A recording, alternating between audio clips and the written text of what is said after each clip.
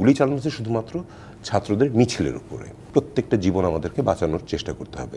একটা অন্য রকমের রিট নিয়ে আপনারা আদালতে হাজির হয়েছিলেন, সেটা হচ্ছে 6 সমন্বয়ককে মুক্তি এবং আরেকটা ছিল কোনোভাবেই ছাত্রদের উপর গুলি চালানো যাবে না। এখনো পর্যন্ত সেই রায় আমরা পাইনি। রায় পাওয়ার আগেই ছাত্ররা মুক্ত হয়েছেন, মানে যারা হেফাজতে ছিলেন।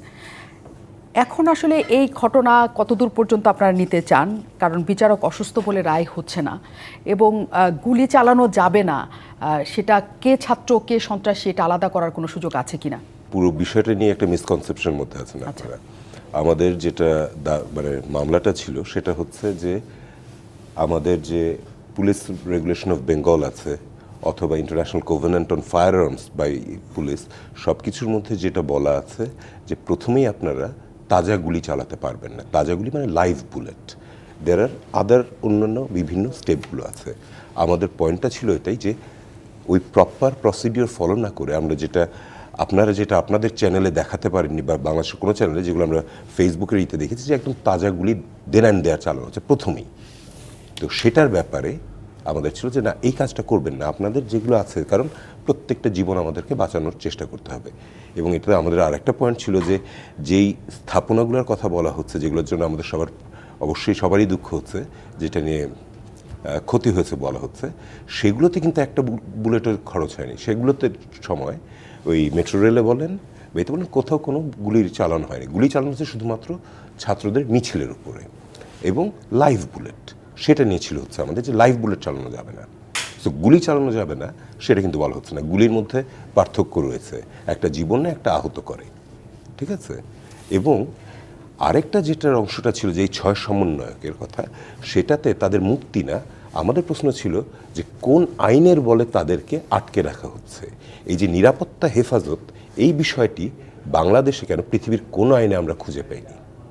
তো এটার কি বেসিস আছে সেটা জানা, এবং সেটার একটা ইন্টারিম প্রেয়ার ছিল, অন্তর্বর্তীকালীন একটা ছিল যে তাদেরকে যেন কোর্টের সামনে নিয়ে এসে হাজির করা হয়, ঠিক আছে।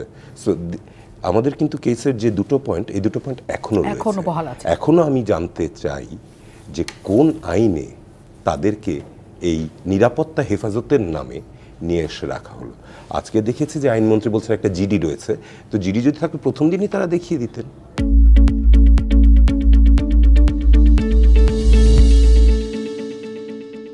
এতদিনে এই জিডি কোত্থেকে উদ্ভব হচ্ছে, এই নতুন টার্মিনোলজির মতন এটাও একটা নতুন কিছু উদ্ভব হচ্ছে, এ বিষয়ে এখনও কোর্টের দেখার আছে, এখনও আমাদের দেখার আছে। কারণ এই প্র্যাকটিস যদি বন্ধ না হয়, তাহলে যে কোনো সময় এরপর থেকে যে কাউকে নিরাপত্তা হেফাজতের নামে নিয়ে যাবে, যেহেতু এটা অ্যারেস্ট নয়, ডিটেনশন নয়, কোনো কিছুই নয়, তারা কিন্তু বেইলও চাইতে পারবে না, কোনো কিছু করতে পারবে না। সো এই প্রশ্নগুলোর তো জবাব আমাদের এখনো বহাল আছে। শুধু আরেকটা কথা আমি জানতে চাই এই সংক্রান্তই, সেটা হচ্ছে আপনারা বলছেন যে এখনো যেহেতু বহাল আছে, কাজে তাদেরকে হেফাজতে নেওয়া হয়েছিল ডিবি, এবং আমরা ডিবি প্রধানকে সেটার সাথে সম্পৃক্ত হতে দেখেছিলাম এবং তিনি ছবি দিয়ে জানিয়েছেন, সবসময় সবকিছু জানিয়েছেন, আপডেটও জানিয়েছেন। ডিবি প্রধান এখন আর হারুন রশিদ নেই, তিনি গতকাল সেখান থেকে ট্রান্সফার হয়ে চলে গেছেন। এখন আপনাদের যে মামলাটা, সেটা কি সেই বিভাগের প্রতি নাকি বিভাগীয় প্রধানের প্রতি নাকি আসলে কি? এইখানে একটা যেটা ব্যাপার, the post it is the chair, এখানে যিনি বসছেন তার ব্যাপারটা।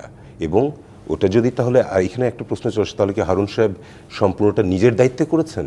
তাকে কি কেউ কোনো কন্ট্রোল করেননি? সেটা তো হতে পারে না। তাহলে তো প্রথম দিনই এটা শুনতে পেরে পুলিশের ঊর্ধ্বতন কর্মকর্তারা তাদেরকে ছেড়ে দিতেন, তা তো করেননি। তাহলে তো এটা বেসিকলি পুরো প্রশাসন, পুলিশ প্রশাসনের উপর জিনিসটা চলে আসছে। যে ডিবির হেফাজতে নিয়েছেন তিনি, নিশ্চয়ই তার উপরের ঊর্ধ্বতন কর্মকর্তারা এটা জানতেন, তারা তো কোনো কিছু করেননি। তাহলে ওখানে হারুন সাহেব থাকুক আর এখন যিনি এসেছেন তিনি থাকুক, তাকেই এটা এক্সপ্লেন করতে হবে যে কী কারণে তারা নিয়ে গিয়েছেন। তার মানে বিভাগীয়ভাবে সেটা তাদেরকে জানাতে হবে, অবশ্যই জানাতে হবে। অনেক ধন্যবাদ।